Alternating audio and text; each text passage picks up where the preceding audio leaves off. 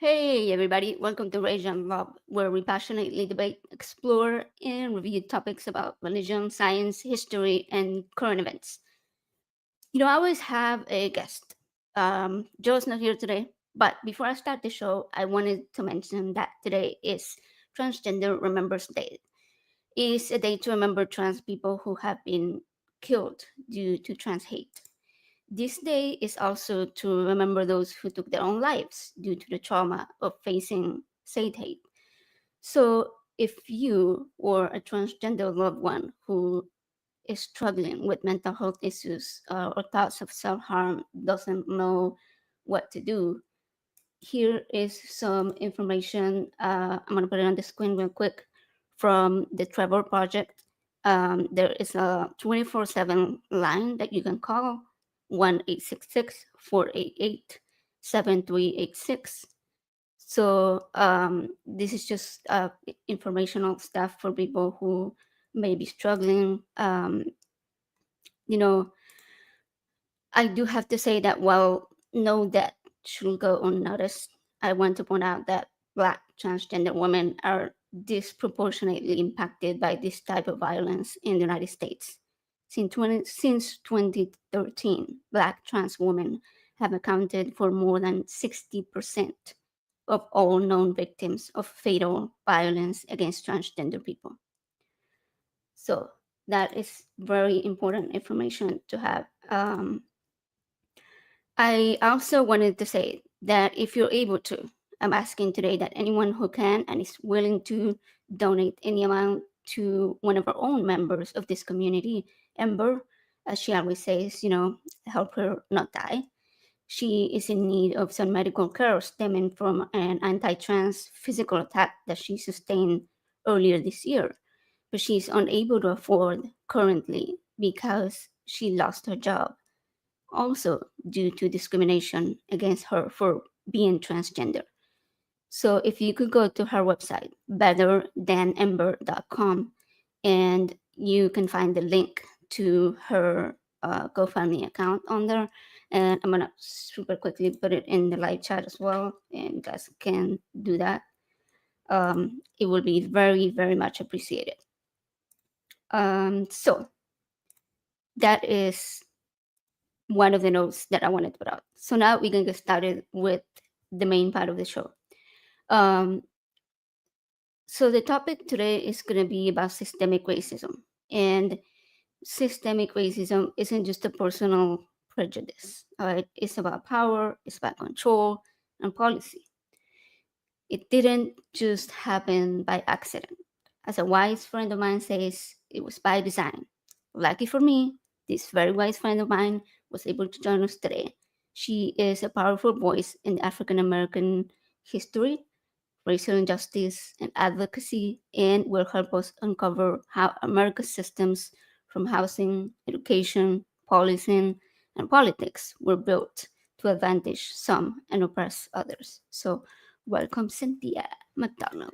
How are you doing, Cynthia? I'm doing well, AJ. How are you today? I'm doing pretty good, pretty good. Not Cool too bad. beans. Cool beans. Thank you so much for having me. I appreciate it so much. You know, Yeah. we're cross-pollinating, right, guys? Well, matter of fact, I just put up a video of us today, Yeah. me, you, and Jason, as we were talking about the blue wave tsunami that happened not too long ago, in a couple Tuesdays ago, and what that meant, even like how it was even showing up in our local areas, and talked about education and voucher systems. It was really cool. So guys, make sure you check that out. Okay, I'm done. Oh, no, no, no. That's good. That's good. Because I was gonna ask you. I'm gonna put it on the screen real quick. But I was gonna ask you where people can find you, and so they can find you. One of the places is the Roots Matter, which you can go. Everybody go click the link right there. Go subscribe. They can also find you at Black Non-Believers, right? And you can Yes. go donate there as well. They'll Yes, you get paid just to can. donate. Yes, please donate to Black non-believers. We need it. Yeah. We do a lot of work. How you Hey, doing, Kelly. Kelly? Kelly's watching. Yes. Yeah, I do. It's so how long have you been with like non-believers? So, okay, let's see if I can go ahead and get my origin story correct. So I started doing YouTube per se in 2020. I used to have a show called The 13% that I did with my former partner. And well, first I was dealing with a conservative, and then, he quit, and then I did it with my partner Mm. at the time. Um, and then I would be invited from time to time to host panel discussions on Your Friendly Neighborhood Atheist with Ethan Michael. And one of the um, panel discussions we did were with, different, out atheists who happen to be Black throughout the United States. And we basically were talking about different things that intersect when it comes to being not only Black, but also being an atheist, and how that shows up in the world, how that shows up in our local areas, and even how that shows up within our own families in our community. And one of the panel guests was Mandisa Thomas. So from there, we developed a relationship as far as like working together. We did, different other streams together. And then in 2021, she asked me to speak at the Women of Color Beyond Belief conference in Chicago, where I discussed reparations from a secular point of view. And then after that, while I was also there, Dan Barker and Lori Ann and oh my God, Annie Laurie was was there from the Freedom of Religion Foundation, and they were working. Black Nonbelievers with Mandisa and also Freedom from Religion Foundation with Dan Barker was working on a project called Godless Gospel. And Mandisa told Dan that I sang. So they asked me, hey, would you submit a video for audition? I said, absolutely. So Mm. that, and then, they say, yeah, could you please join? I said, sure.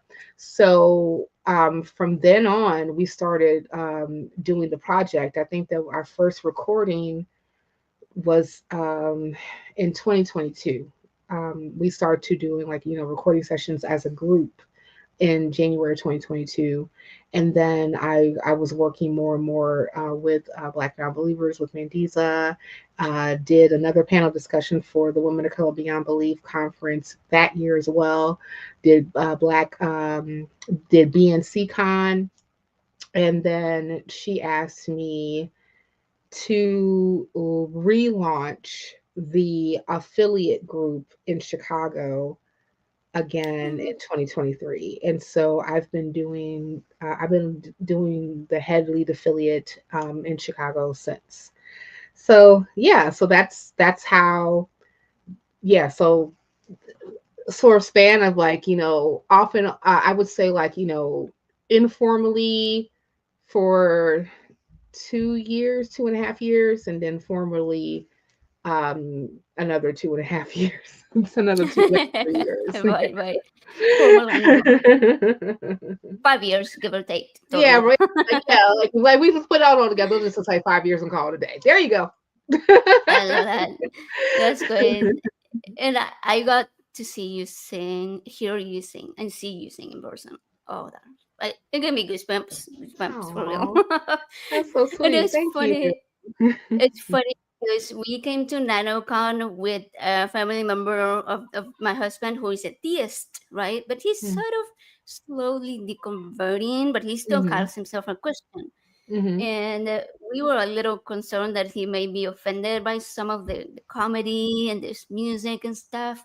But after we finished, I was like, "What was your favorite part of the whole thing?" He's like, "The Godless Gospel." He's like, "It gave me goosebumps. I loved it. I was almost Oh, crying." He said, "I was like, that's so sweet. I love it. Yeah, it was awesome." oh, that's so, you know what? Like, that's one of the things that really makes me like glad. Like when because like, all these things that we do, speaking at conferences, tabling, doing work in the community, and even like, building community in of itself, for people, especially, for folk coming out of religion who need a place to go. And knowing that what we do impacts other people, even if they happen to be believers, is the thing that really just makes me, you know, it gives me the what do I call it? It's called the Grinch heart effect. You know how like the Grinch had like a very little heart, and then all of a sudden, like, he was listening to the people of the Whoville town, and they start to sing, and then all of a sudden, like, his heart grew and grew and grew. And that's how I feel anytime that, like, somebody is in, who starts to say that they've been impacted by our work, in Yeah. one form or another. It makes my heart go, ah. Like, thank you. Now we can Thanks. keep going. Right, Yeah. right.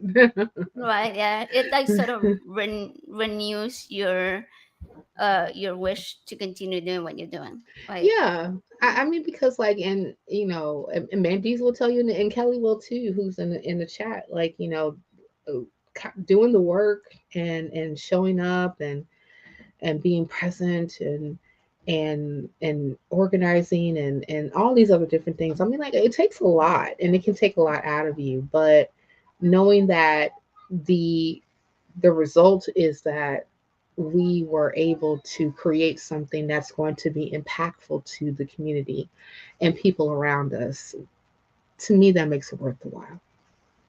yeah, it really does. And I think Black non-believers especially does a really good job because the the people of color in our community need that special, um I don't know, it's something that the white folks, and I would say I count myself more on the white because I'm white passing even though I'm Hispanic.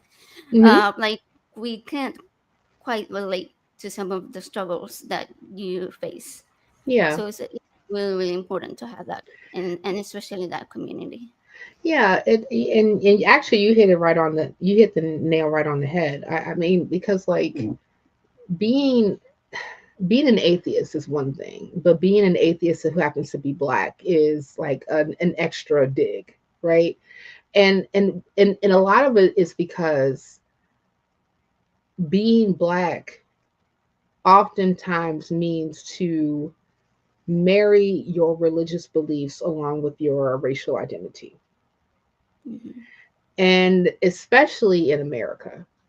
I've seen it happening more and more on the African continent. I have to give a shout out to Esther from Afro Atheist, who talks a lot about these different things, especially when she calls out some of these grifter pastors that are on the continent.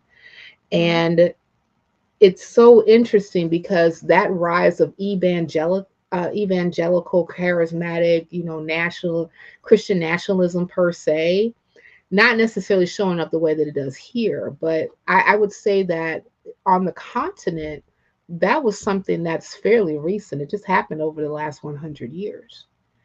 And a lot of it had to do with the colonization of the continent, from, people coming from Europe, and even people who were coming from the States.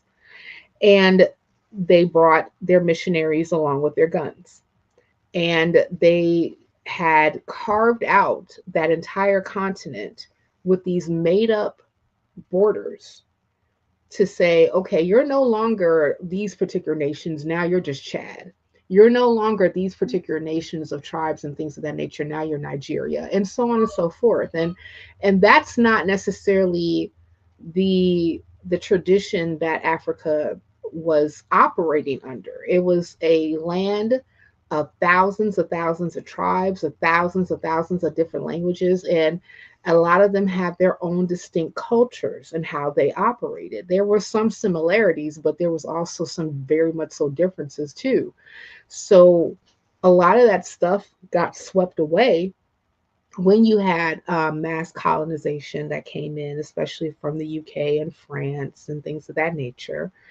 And, you replaced a lot of that, older um, spirituality, even though, like, I hate using that word, but that's the best term that I can do right now.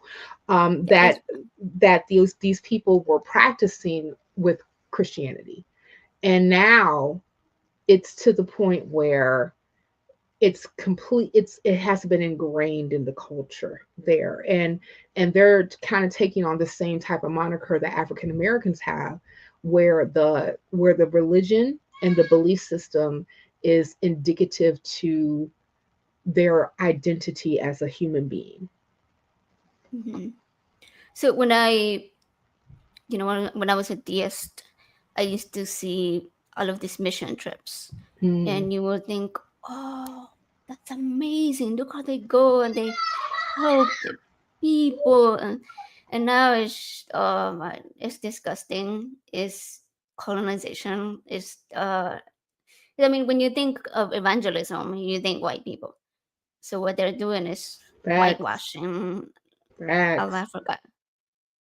Yeah. Um, I mean, speaking of whitewashing, okay, I was watching this clip earlier. It's like a news sort of. I found the short one because the long one was from CNN, and I'm not really sure if I could share it on here. So I'm gonna share the real short clip that I found.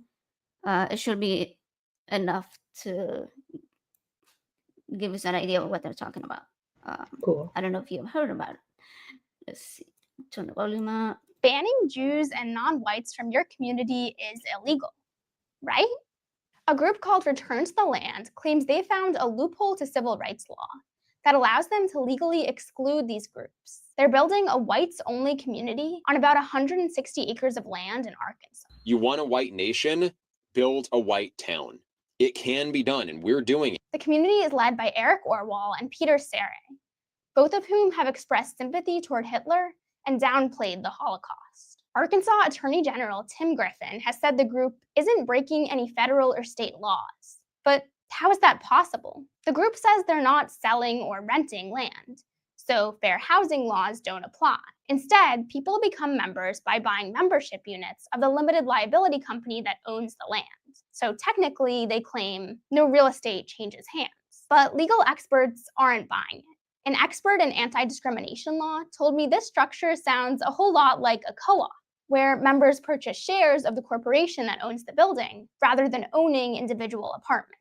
And co-ops are still subject to fair housing laws. This isn't just about one remote community in Arkansas. Return to the Land has hopes of creating whites-only enclaves across the country, and Arkansas could be the legal test case that enables them to do it. Hmm. Have you Yeah. heard about that? I have. I have. Matter of fact, before a lot of us did our exodus, that was a story that I was going to bring up for us to do. But Oh, yeah, okay, okay. yeah. I have, and it's you I know, it's have so many thoughts. yeah. Before I actually chime in, I would love to hear your thoughts. You, please share your thoughts. um, well, for one, I'm like, how how can they be able to get away with that? Like how? Like okay, I can see what they're saying, about the fair housing laws, and that there was no real estate changing hands and all of that. It does seem like a loophole, but you would think discrimination. They, I don't know. My mind is just blown by the fact that they've been able to even do this, that people pay to go live there away from differences. Like all the different people, right? Like because I imagine it's just cis straight white people. um I don't know. I don't know, what are your thoughts? Oh my gosh, yes.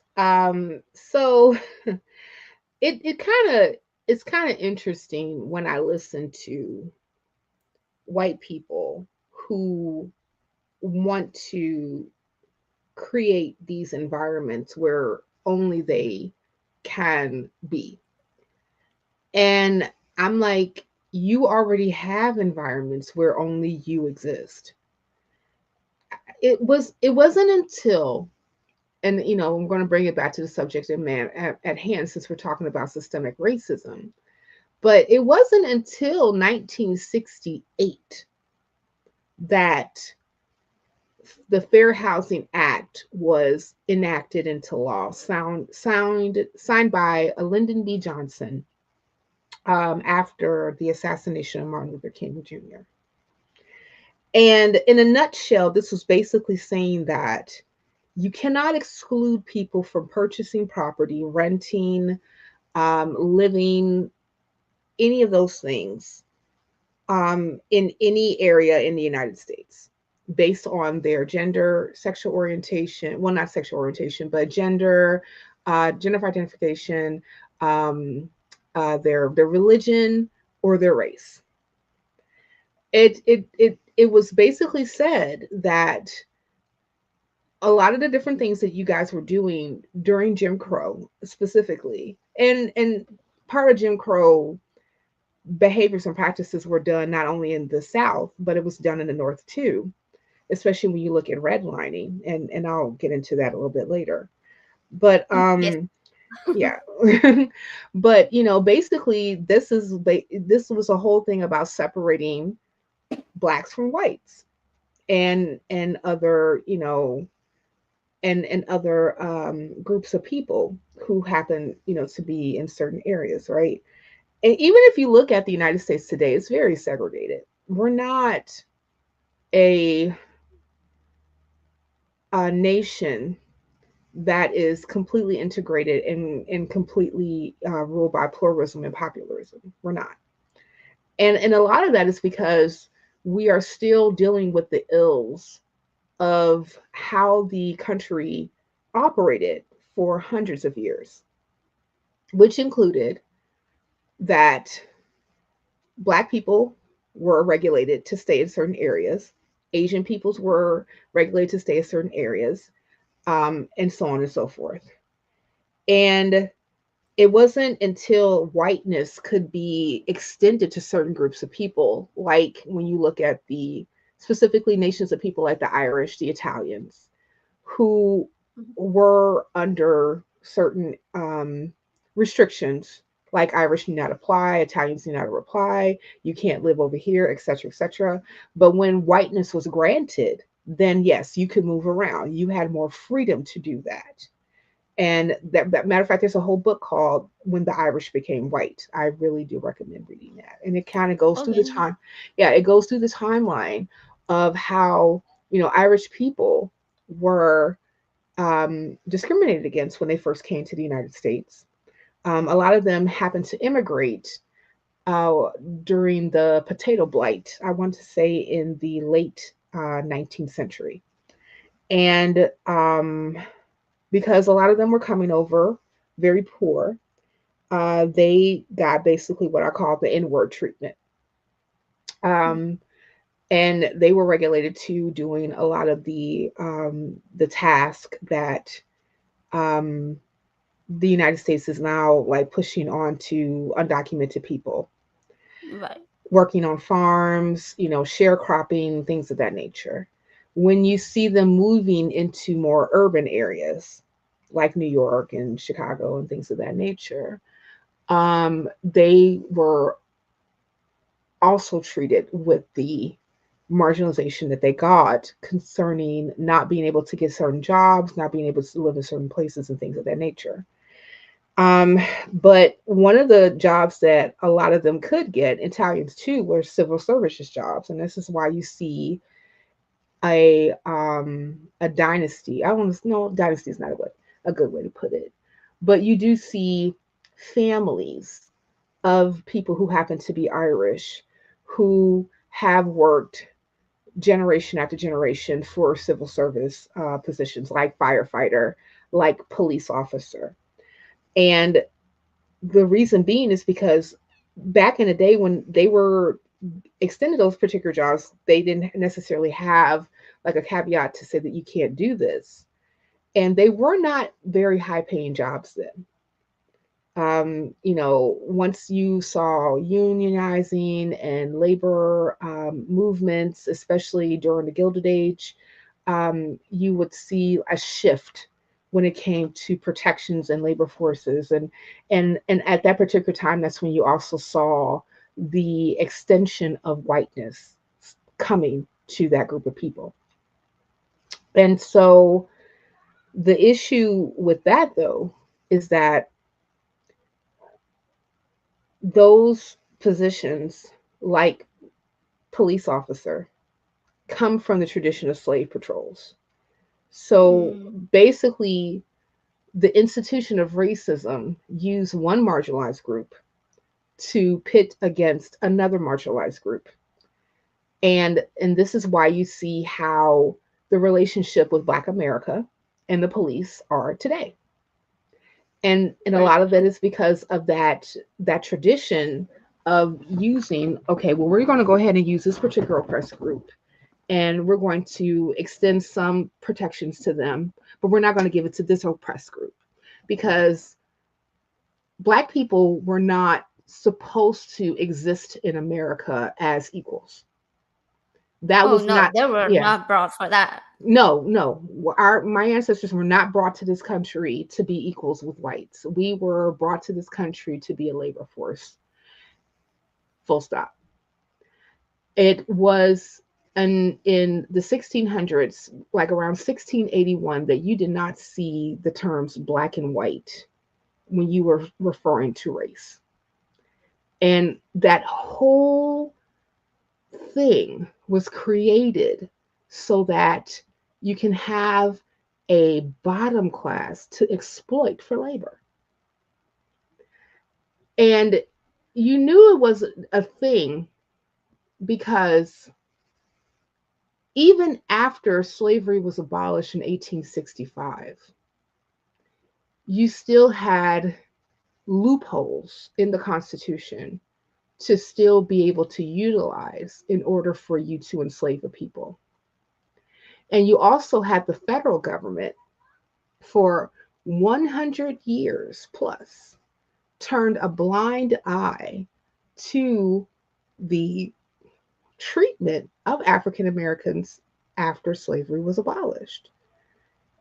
And a lot of that, as I said, as we talked about, is by design, because the labor force for 244 years in America, even before America became the United States, was slavery.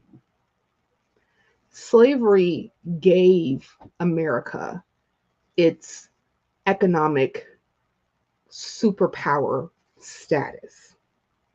And it feels kind of weird to even still call it labor force today because it was forced labor. Yes, The opposite, not labor yes, force, forced labor. yes, exactly. It was, yeah, you're right. It was forced labor on a particular group of people.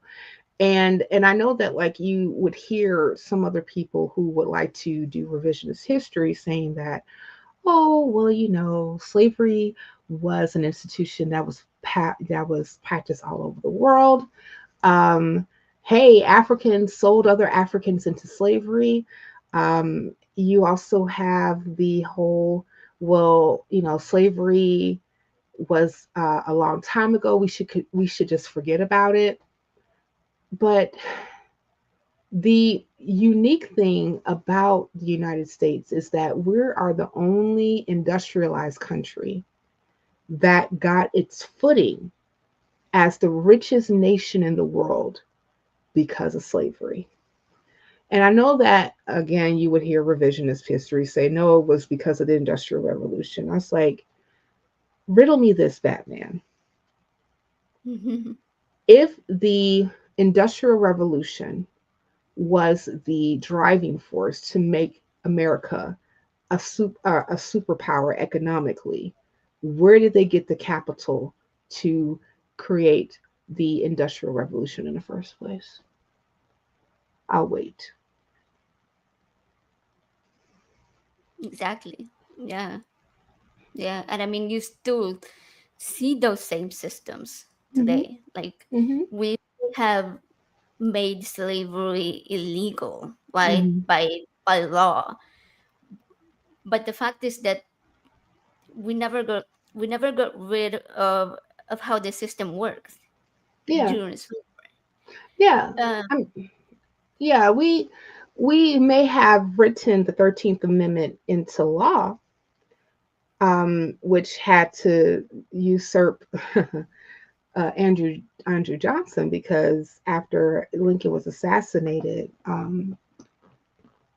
the 13th and the 14th Amendment was something. Well, the 13th Amendment was like ratified, I believe, when Lincoln was still alive. The 14th Amendment had to be passed because Congress voted over the president because he vetoed it. Oh, He vetoed the 14th Amendment. That's the equal protection under law um, wow.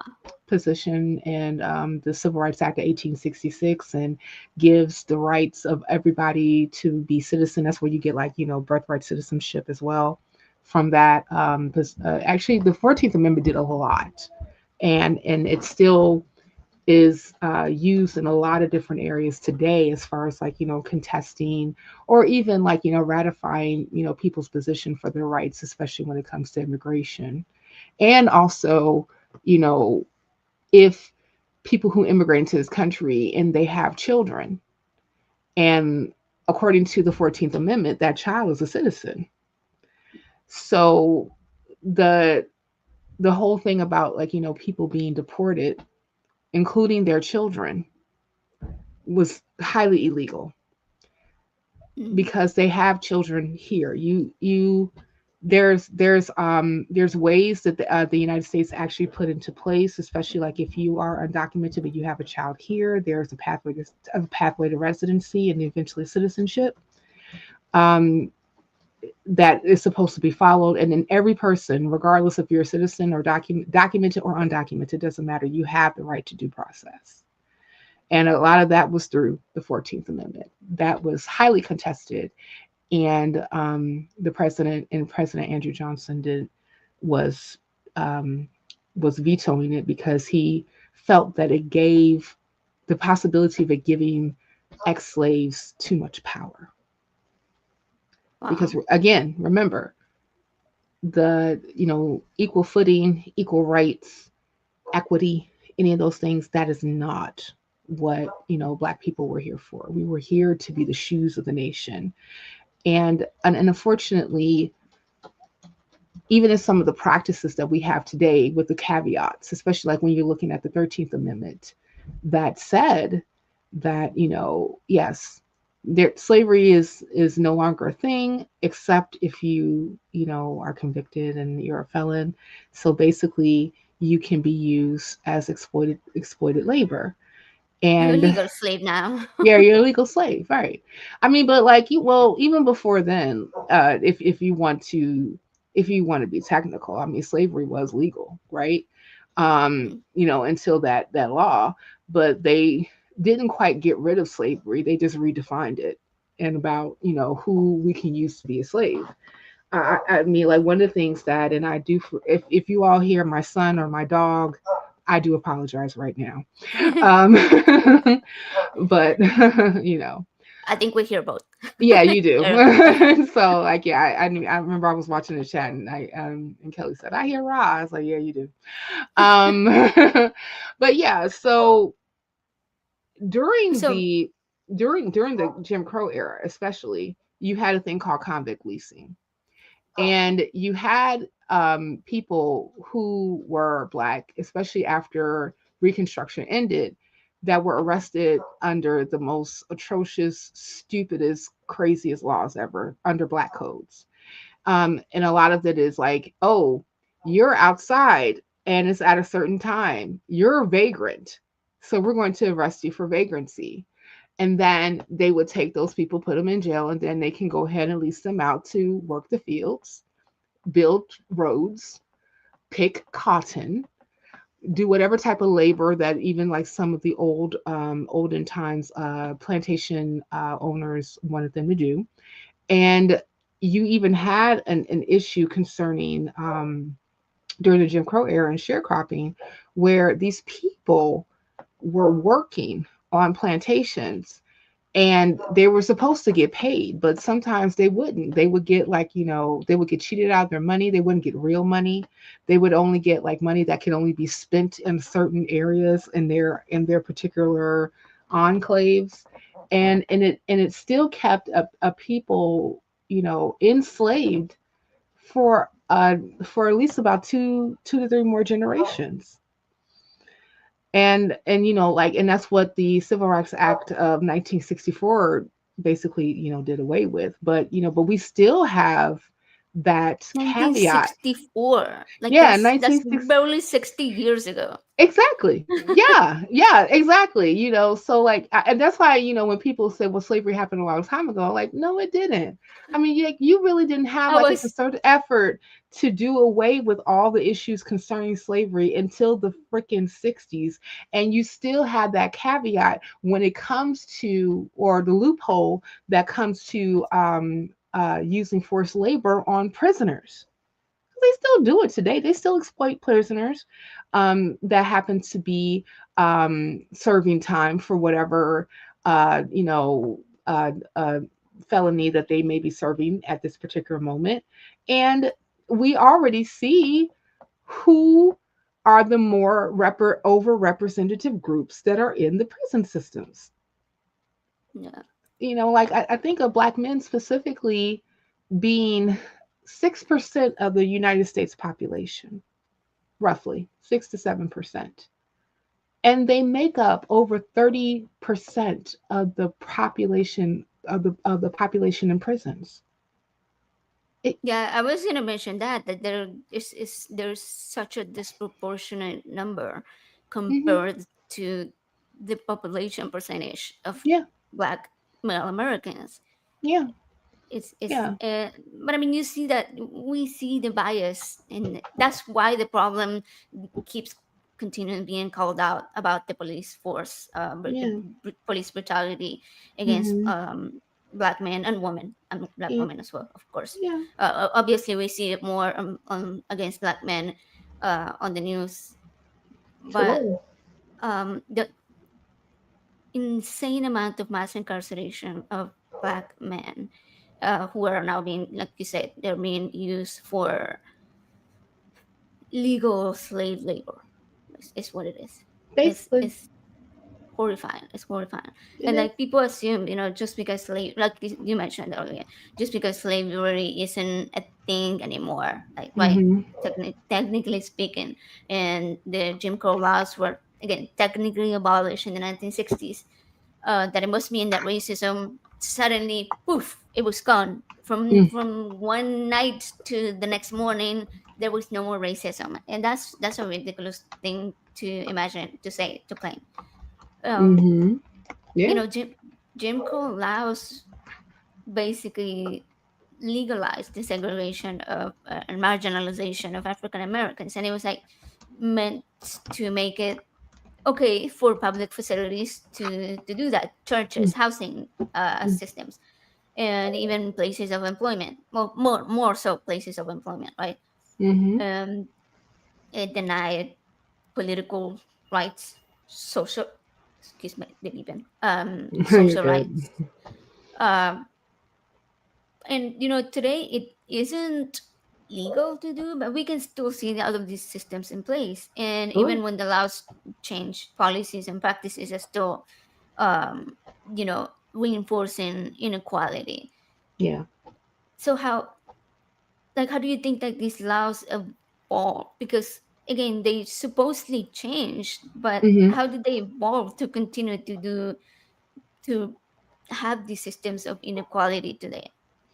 Right. Well, it's basically what I like to call legal trickery, because what ends up happening is that if you are being pushed, and that's basically what happened, like when we looked at the Civil War, and specifically, I think of Frederick Douglass versus Abraham Lincoln.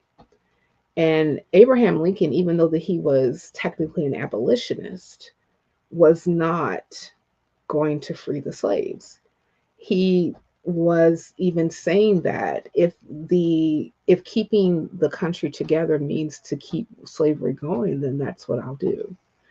And then he was trying to waffle on that and say, well, maybe we'll just send them to a country like Africa, like Sierra Leone or Liberia or something like that.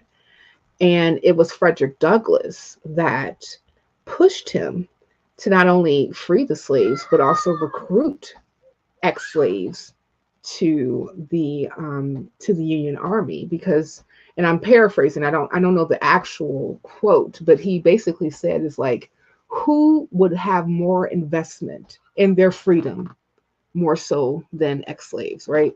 That was coming from, different plantations and different areas and things of that nature, who had a desire to be free, and they were willing to sacrifice their life for it. Hey, Mandisa. So that was, definitely, something that was a boosting point in order to get that help, because at that particular time, before ex-slaves joined the Union Army, they were losing to the South. Now, as far as like the Maya, hey girl, good to see you, girl. As far as like, when I think of how these laws can we say evolved or maneuvered or what have you to still keep these things in place, it's because unfortunately we've never had a true commitment from people in power to make this society equitable. So remember, the creation, if I talk a little bit about like how race was created, it goes all the way back to the 1600s in specifically in Virginia, Jamestown. There was a guy of Irish descent named Nathaniel Bacon, and he was an indentured servant, and he worked for 7 years. He came from the UK, and when his 7 years was up, he was supposed to get land specifically from the tobacco farmer who owned land that he worked for. He was denied because they had no more land to give. And the main reason is because that at that time, this is around 1670s, 1670, 1671, because at that particular time, the Virginia House of Burgesses made a deal with the indigenous population tribes that was in that area to not expand into their lands because they wanted to keep the peace. So since that was a thing, and they were concerned about, possible conflict with, the contract that they made with the indigenous tribes, they told them no. And Nathaniel was like, no. The deal was, I worked these 7 years, straight out of the Bible, y'all. It all goes back. I worked these 7 years. You're supposed to give me my own land so that I can farm and do whatever I want to do with it. That was the deal. And they was like, we can't do See, it. the Bible tells you how to do slavery. Yeah, it really does. It really does, right? Like, check out Deuteronomy, check out Leviticus 25, especially. Like, come on, y'all. But anywho, like, we're going back to the lecture at hand. So, he got upset, and he was like, nah, this is some bull. So he decided to get some other people together who were also denied land because they worked too, and they felt that the whole treaty that they made with the indigenous population was bullshit. So they got together, and they got all the grievances up, and they decided to take the land themselves. And they first started with the indigenous areas, and then they spread into the tobacco farmers' lands themselves. That's where they should have started. That's where they should have started, right? But that's where they knew that it was mostly indigenous lands that they were supposed to get, but they didn't because of this treaty that they had. But they were like, okay, we're going to start there. We're going to do a whole thing against these people. We're going to take their land. But then they got greedy. Well, and they were also upset for a good reason, because they got jilted. and they ended up going to tobacco farmers themselves. Now, at this particular time, the tobacco farmers were the elite class. They were your Elon Musk, they were your Jeff Bezos, they were your Mark Zuckerbergs, okay? So they were like, oh no, we need help. So they, wrote to England and was like, oh, great king, send us help, right? And like the king was like, sure, just pay your taxes or whatever. And and then it was basically the rebellion was called Bacon's Rebellion, and eventually it was squashed after 3 years after it started. Now, the issue that was very troubling to these tobacco farmers, because the tobacco farmers were not just tobacco farmers, they were the landowners and they were also the government. Of course. And of course, because capitalism and politics go hand in hand, people trust and believe. And they said, now this is trouble and we got to come up with a way not for this to happen again. And the main thing that they were really looking at when it came to these indentured servants is that the indentured servants, who happened to be European, specifically from England, hooked up with people from African descent who were indentured servants and slaves at the time too, who were not happy with the treatment that they received when they were working in America, in those colonies. So what do? I know, divide and conquer. Let's create a system, because number one, indentured servitude is not tenable. And also, we're capitalists, so we want to keep our bottom line as big as possible. So won't we do this?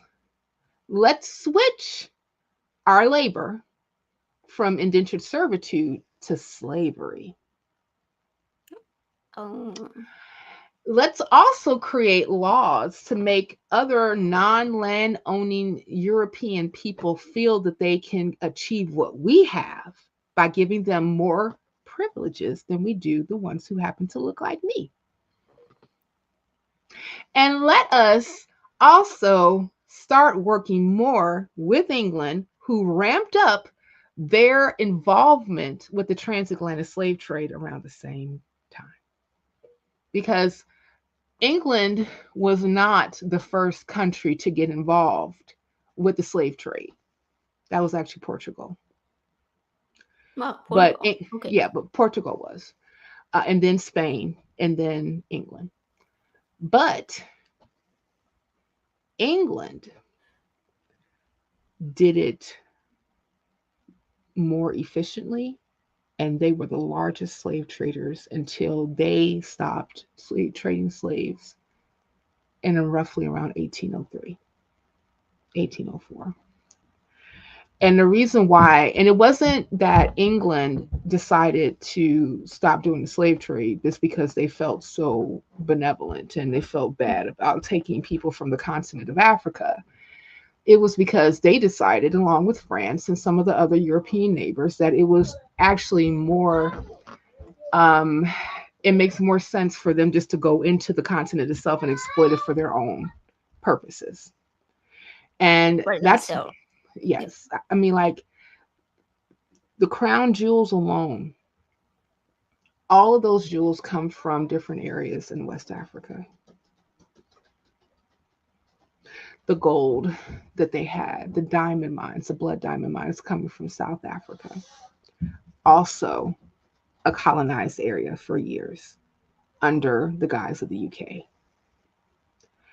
So since they knew that if we actually create this labor force or forced labor, let's create a labor force that we're going to force labor, and we're going to give more privileges to European people.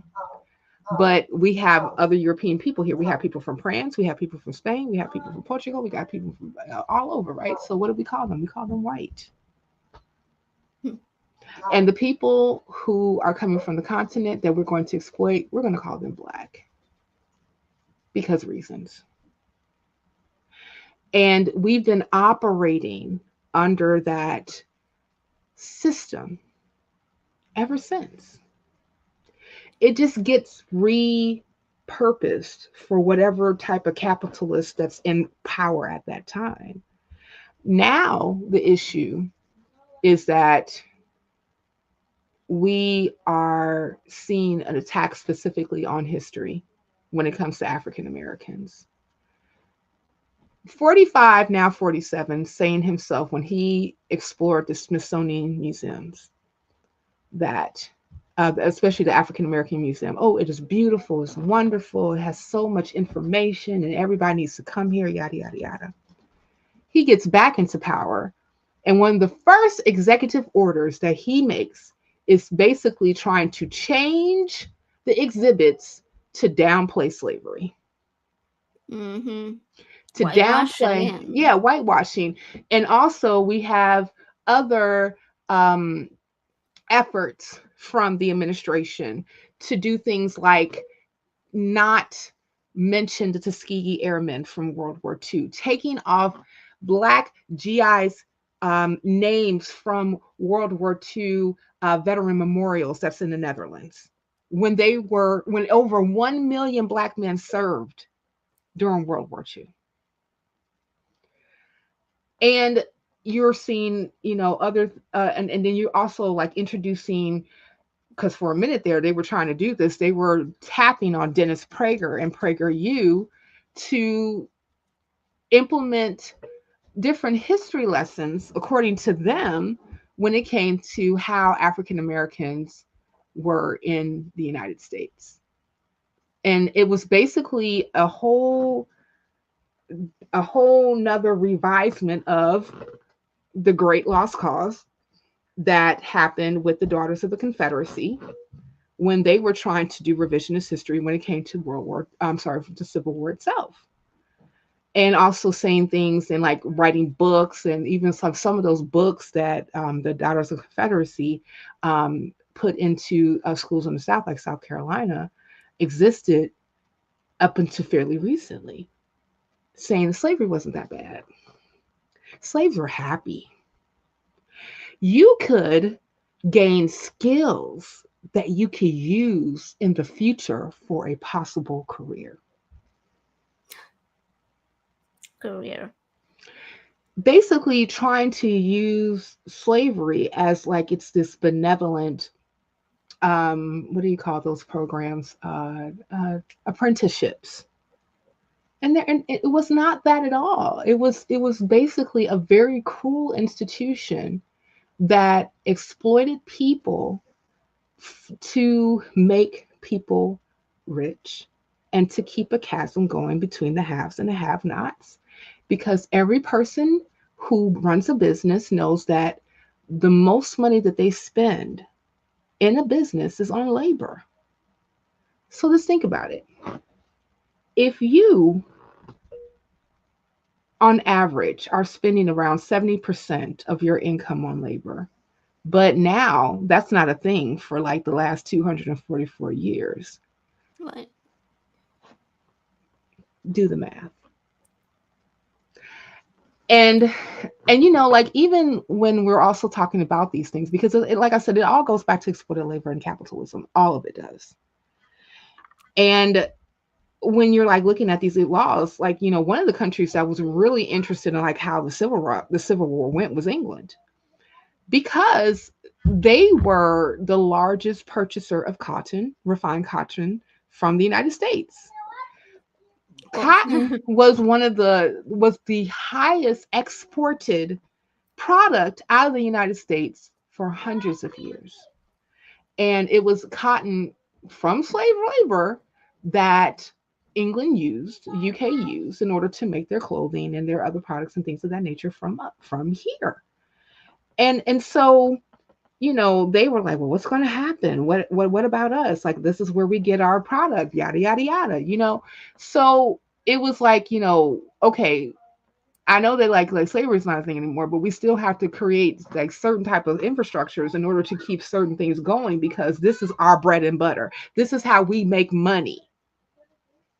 So in order to continue to make money, we have to create, move around, maneuver, chess game here, ways to keep our have and have not system going so that we can continue to exploit labor.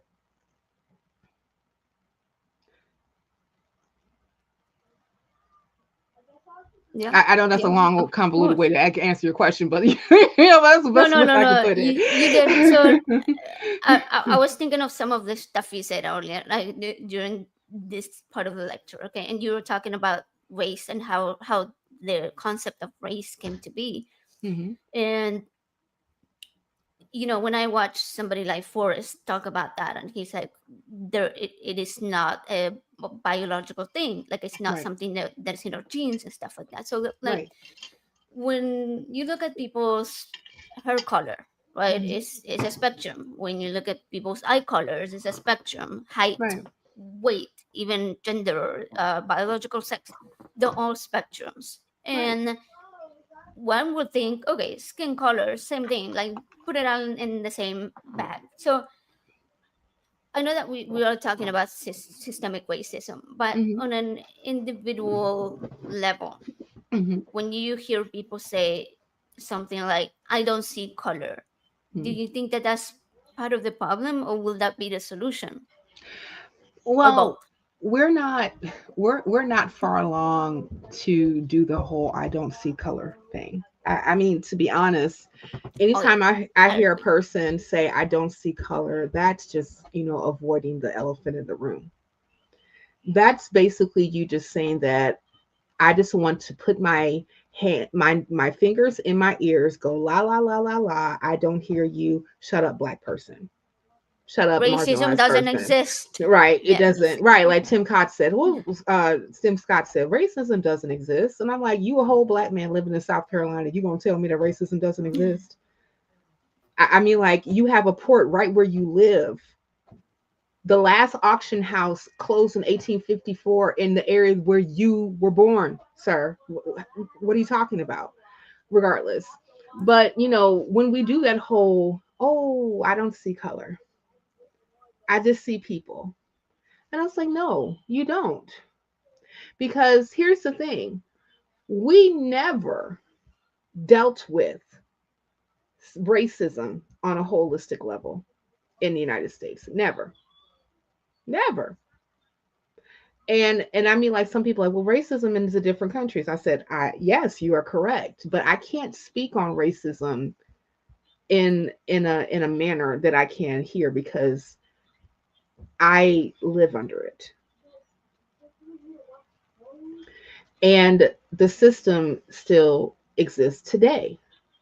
Why can't we revisit the 13th Amendment to take out that clause when it comes to exploiting prison labor? You don't want to. Why can't we actually work with when studies were done about, you know, uh, a a resume sent to a job, two resumes sent to a job, same exact resume. One person had a more European English sounding name versus another one who had a more like African American sounding name, and the one that had the more African American sounding name barely got called back for interviews. Why aren't we addressing those things? But Why those are things happen in universities, in mm, when they're trying to, yeah, mm, when people apply to go to university, like they mm, don't even see them, they just put it away if it look, or right, if a name well, sounds, yeah. yeah, I mean, like I know the University of Michigan did a study like that. I think it was a couple other universities that did a study like that, and they showed basically that yeah, we do have these particular laws that's on the books, but even when it comes to actually enforcing them, so that we are not, being racist, we're not like, employing these particular systems to be, to adversely affect one group over another, they still do. So that lets me know that the system is still very much so in place, because it's still, we're still feeling the effects of it today. Like, why can't we do that? You know, I don't know how many studies have been done by the Brookings Institute, and other, financial outlets and things of that nature, that shows a racial wealth gap between black and white that's like, between 85 to 90%. And we can't even talk about how to address that to the point, because like, here's the thing. And this is something that I read a while ago. I wish I had the article, but one of them was it was a piece that's basically saying that the reason why you can't get universal health care in the United States is because black people are here. What? Yeah. Because like, listen. Okay, I'm having a hard time understanding how. Yeah, listen, let me help you out. Let me help you out, AJ. Okay, yes, please. Okay, so I thought it was we the illegals. no, the illegals were just like, they got caught up in the fray, but but the original reason is because of black people. Because like, here's the thing. Social safety nets have existed for quite some time in the United States. Since the 30s. There was a whole thing called the stock market crash in 1929. And it caused like great poverty throughout the United States. You had people that was in soup lines and bread lines, and then and then also too, on American farms, you had the Dust Bowl of the 1930s. And it's because like there were certain practices that were not in place that we have now, that basically stripped the land so that they weren't really able to grow things the way that they needed to, so that they can feed America, feed themselves, etc., etc. So along comes Franklin Delano Roosevelt, and he was elected president 4 times. He died before he can complete his 4th term. It's either third or 4th term. I have to Google that. But well, I'll go back. He was elected a lot. Regardless. So he comes along, and he creates what we call the New Deal. That's he starts like a workforce program, the WPA, where people who are able-bodied, they're guaranteed a job. You get start Social Security. So like people who happen to be like elderly can get like basically universal basic income from the government, so that they won't be in poverty. And you also had the invention of the food assistance program that we know of as SNAP. Okay, so the first person that was on a food assistance program was a white woman. I forgot her name, but it was a white woman. Okay. But at that particular time, because racism, a lot of the New Deal programs, black people could not take advantage of.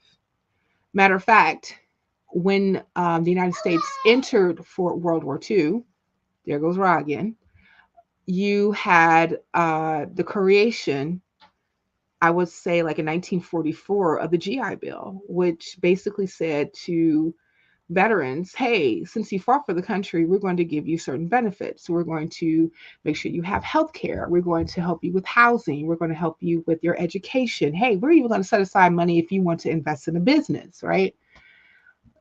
Largely, Black GIs coming back from World War II was not able to take advantage of that, because that particular program was managed by the states, kind of like how Medicaid is managed by the states now.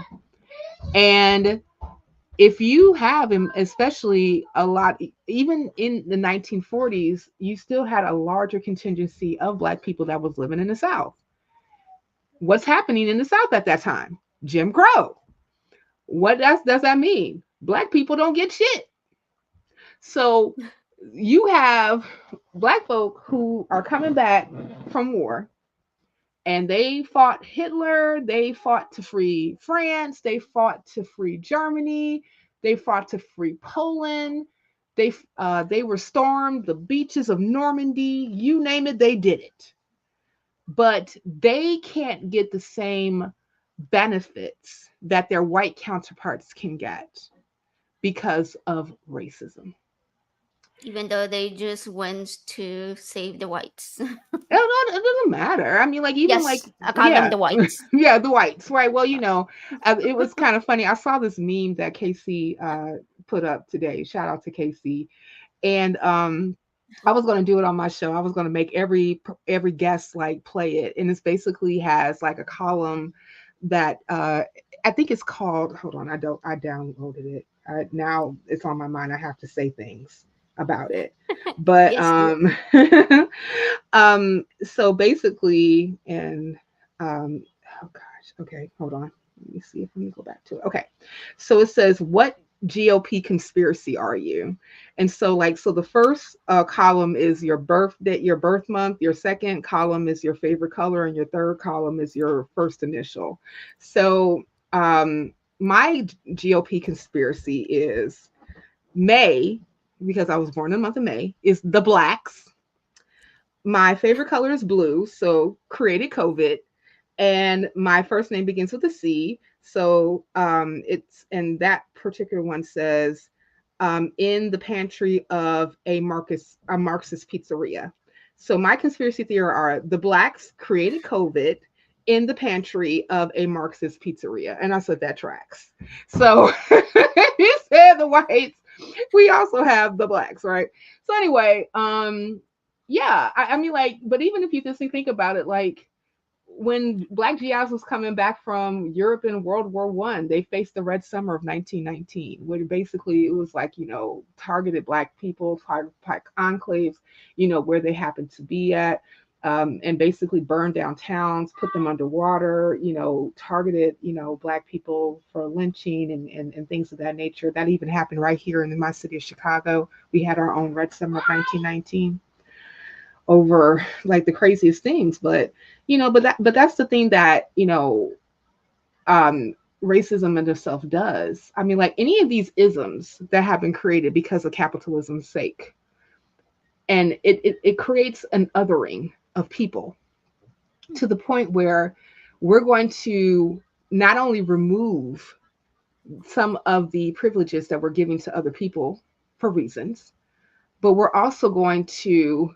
take away your safety as well, because your entire existence is to service us, the elite, the 1%, the people that's on the top, and how we show up in those particular inferences.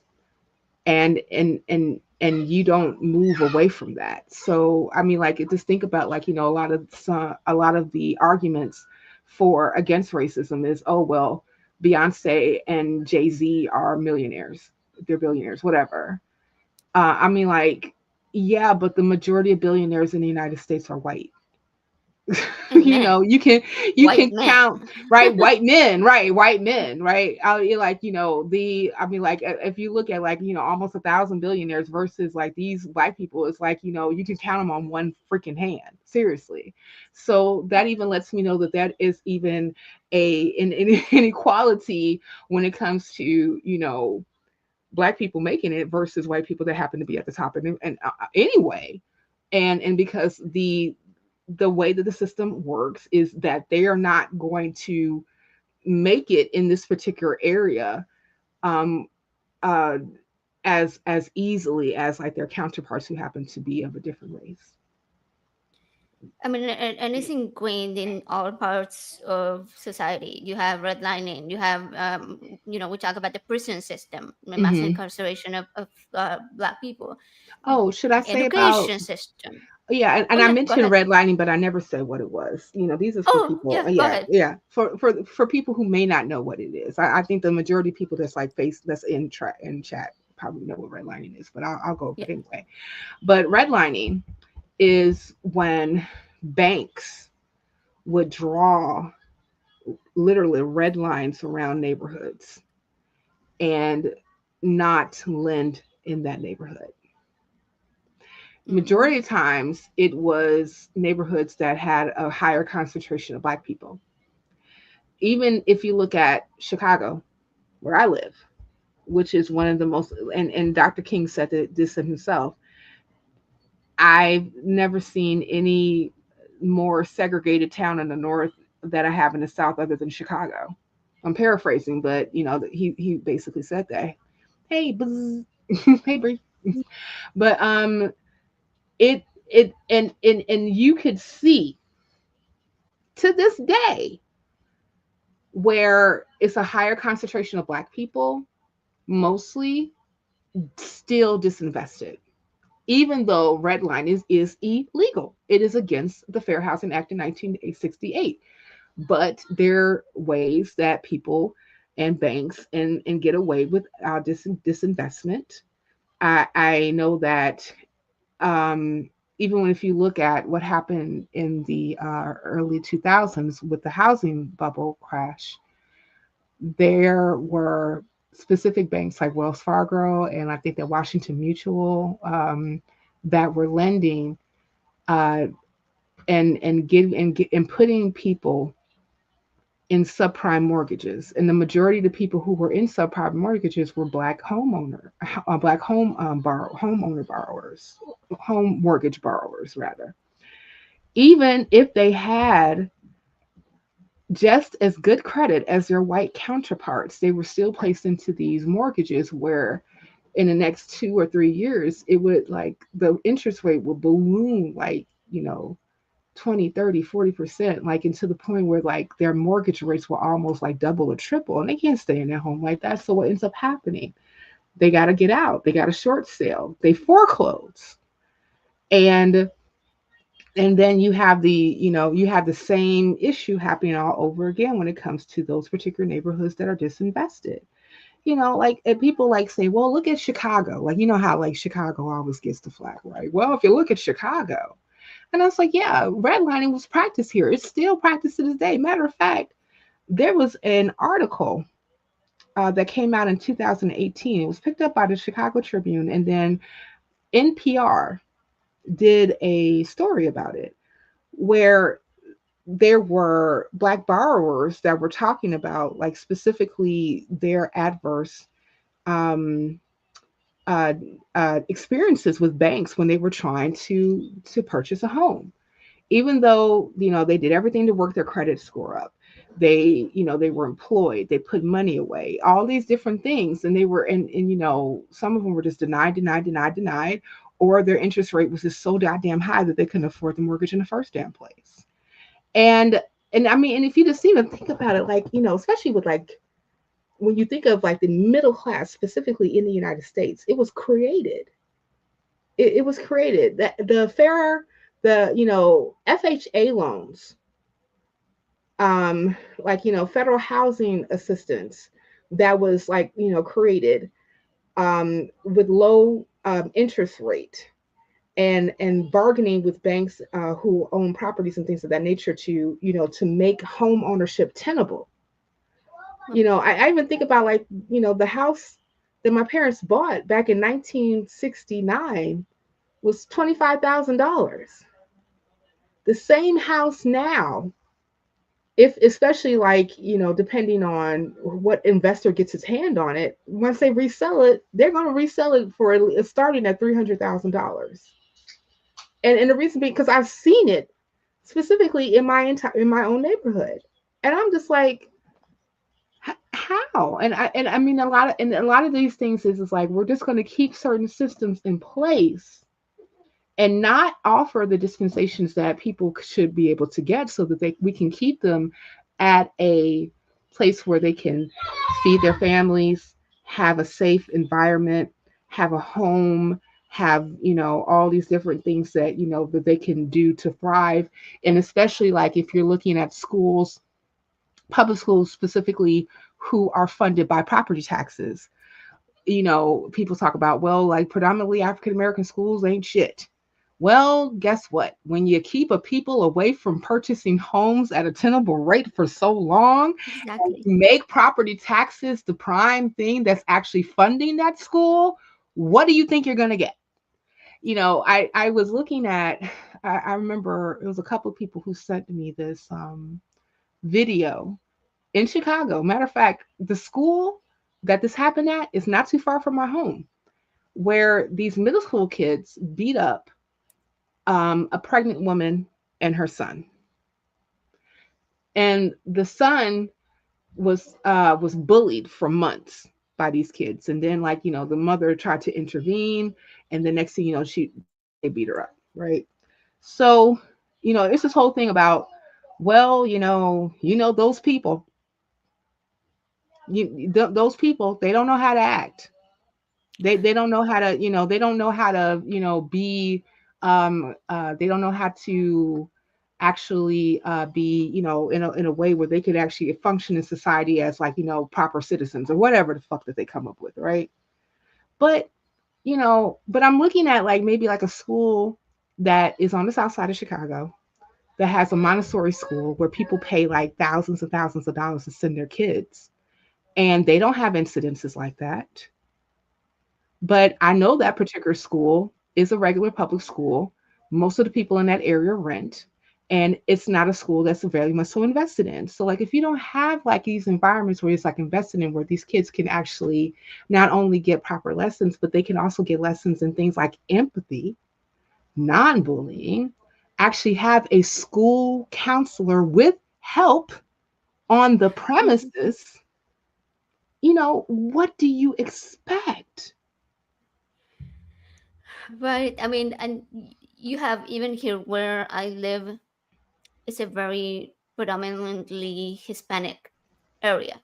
Mm-hmm. And so our school is severely underfunded, severely Mm-hmm. underfunded. Mm-hmm. Um, the counselor is at the school like once a week because she Mm. has to go to, it's like for the whole district. Like she's Yeah. not at the school specifically. Right. So yeah, it's, but I mean, these systems is what you continue to say. It's by design. That's how Yeah. it was designed to Yeah. oppress people. Yeah. Um, it forces people to not be able to succeed. The redlining leads to people not being able to buy houses. Right. The people that are somehow able to buy houses have to buy houses that are lower priced, that may be in pretty bad shape. You can't get a loan to do home repairs. You Right. can't get a loan to move away from that area, to move to a Yeah. different city. You can't Yeah. get a loan to start a business. So Yeah. you're And I mean, stuck on and a this, 9 to 5.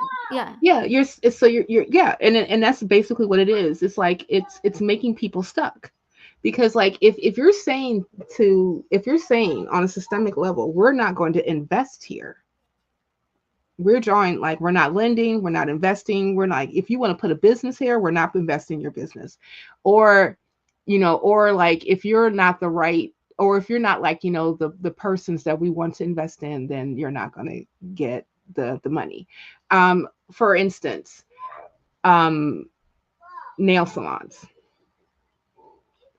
So one of the reasons why you have an overrepresentation of, like, Vietnamese people owning nail salons is because there was a white actress who actually started to open schools for, Vietnamese women that were coming over from, that were, get granted refugee status, Mhm. in the United States, and she felt that this will be a good way for them to get a trade. Now, in, like, say for instance, in a neighborhood of mine, most of the people who own nail salons aren't Vietnamese. And I remember, like, talking to some of them, and I was asking, like, hey, did you get a loan to purchase this, to purchase your business, yada yada yada. Yeah, I did. And they were able to secure, loans from, like, some of their enclaves, because, like, some of them, like, they practice, like, what they call partner. I know that this is something that, like, they did in Jamaica, which is basically, like, groups of people, like, invest money, bring on their own banks and things of that nature. And also sometimes they may also be able to bring franchises of national banks in their neighborhoods as well, that they would lend to, the people who happen to bank there more often. Well, if you say, well, this particular neighborhood right here, which is predominantly African American, we'll give you the money to open there. But if you want to go to a place that's, like, more, that it's more, highfalutin, the prices are higher, property taxes are more higher, yada yada yada. You know, we may not necessarily, say, give you the money for that, right? So they come where they can get the money. Now, same Black person might actually come to that same bank and say, well, can I get a loan? And the stringency for them to be able to open up a business is a hell of a lot more than it would be for another group of persons. And again, and even though that, um, you will hear from banks, oh, our process is the same for everybody. But let's keep it a bug that your process may be the same for everybody, but there are different historical ills that affect Black people more than they would other groups that you would use against them to keep them from getting loans so that you don't have to invest in their neighborhoods, or even have like people who happen to look like them be the grocer, be the person that owns the nail salon, be the person that owns the restaurant, et cetera, et cetera, et cetera, et cetera. you know and I mean, like, and I know that there's like certain efforts like from like other like city council people. I know that they were trying to do that here. Specifically, there is a program specifically in Chicago, like that's called Invest Southwest. South side of Chicago and west side of Chicago have been historically disinvested because that's where most African Americans in the city happen to live. So, the city was trying to revamp that by, putting more money that they got back from Build Back Better into infrastructure programs, and also, trying to revitalize housing, business, et cetera, et cetera, et cetera. But it can only go for so long. It only goes so far because a lot of that money was frozen and taken away because of this administration. And then you still have years and years and years of disinvestment that you still have to work through all of that people are still facing to this day. And that's the reason why we still have this huge racial wealth gap, this huge chasm that still exists today by design, so that you can keep certain people in a certain area so that capitalism can thrive. Right, because it may not be slavery, but if you can pay them the bare minimum, so that they can think that they'll live in okay, Hmm. paycheck to paycheck, Yeah. then I that's mean, good enough. that's good enough. I mean, like, let's even think about the mortality rate during the pandemic was disproportionately affecting Black Americans. And the reason is because, like, when people were like sheltering in place and doing the whole, like, working from home thing, disproportionately African Americans are not in positions where they can work from home. They're in service positions. Like, they Yeah, are your grocery person, they are your hotel checker inner, they are like all these different places, like that you have to be in the face, you have to be public facing, right? So that means that if I have to go out more in order for me to earn a living, that is going to increase my chances of getting infected. If it increases my chance of getting infected, I can get sick, and either I will, hopefully I get better, but if I don't, I could possibly die. And I know at the height of the COVID pandemic in Chicago, the mortality rates among African Americans, if you were infected with COVID, was 70%. And a lot of it was because of that, because like there was no sheltering in place available I think it for. was a combination of that plus the Mhm. fact that African Americans have a lower level of healthcare given to them Oh yeah, that when too. they go to the hospital. All you have That to do is look at the yeah. news lately. Oh yeah, oh yeah, exactly. Like that one woman who was There denied. were two cases, Yeah, two like cases. in the One last week, woman, in this yeah, week only. yeah, this week, like, one Black woman, matter of fact, Crown Heights, Indiana, not far from Chicago, and she was sent away when she was in labor and had to what, give birth to the how, oh wow, hi, how are you? I need to get dressed. Okay, well, mommy's on a podcast right now, darling.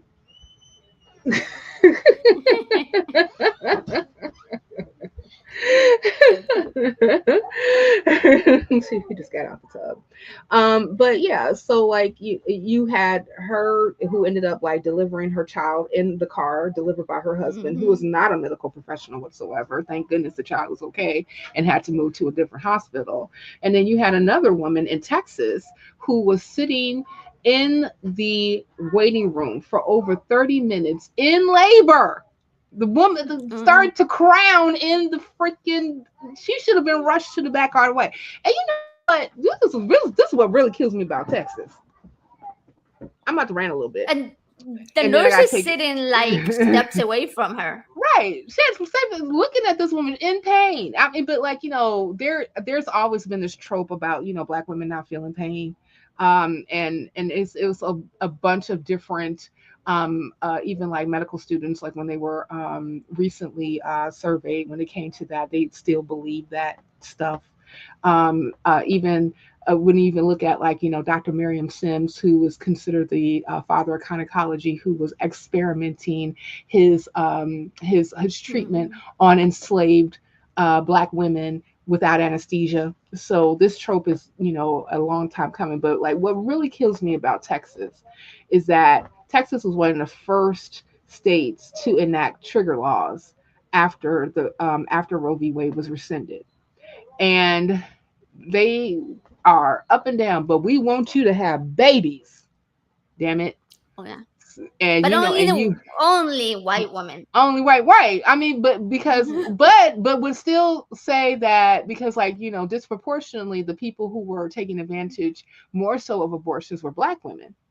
More but per capita it was mostly white women, and there's reasons for that too.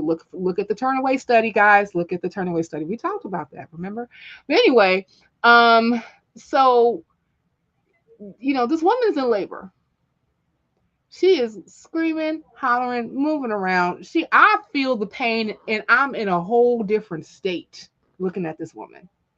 And you all say that you want these babies, and you all want and you want to make sure that people have these babies, and black women specifically, y'all got too many damn abortions, so we're gonna take that away from you. And now the woman comes up pregnant, is in labor, and you just look at her like she boo boo the fool. Really, child? I can go all night, but The irony is just yeah. yeah, I mean that's why I'm trying to escape Texas. yeah, Well, I I don't expect to be having babies, but Texas just Yeah, sucks. well, my womb is a big dust bunny, so having children is out of the question. Like I got one, that's it. But Oh yeah, yeah, same. but yeah, I it's a It's lot when tough. it comes. Yeah, it's a lot when it comes to this subject matter, and I know that we're probably going to have to do the wrap up pretty soon because now like he just Yeah. walked into me and I got to help him get himself together. Yes. Yeah. But yeah, but as one of my friends used to say that I used to do podcasts with, the black ass bottom line, people. Systemic racism exists. We're still living under that system. And the only way that we can actually get it to the point where it's not affecting us, like, in a way that is, not heinous, is that all of us, every last one of us, have to come together and commit to tear it down because systemic racism actually hurts all of us. It really Yeah. does. It hurts all of us because, like, and like I said, this whole notion about universal health care. And one of the things that I was trying to say about social safety nets is that, Black people couldn't take advantage of social safety nets until the 60s. Not until the Civil Rights Act of 1964 was signed into law.